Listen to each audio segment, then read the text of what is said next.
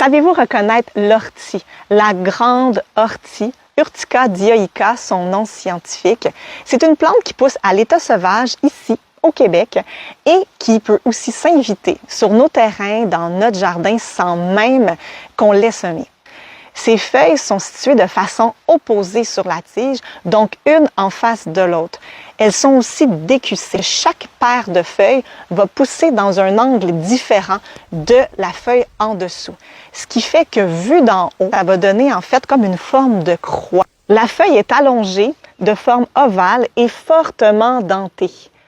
L'extrémité est pointue. On dit que c'est une feuille qui est acuminée.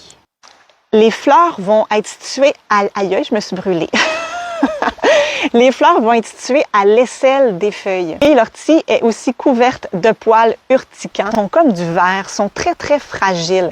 Et quand on leur touche, ça va faire comme une seringue. Ils vont venir injecter un cocktail, en fait, de principes actifs, dont de l'acide formique, qui crée cette sensation-là de brûlure quand on touche à un poil là, de l'ortie. Avec des gants pour éviter de se brûler.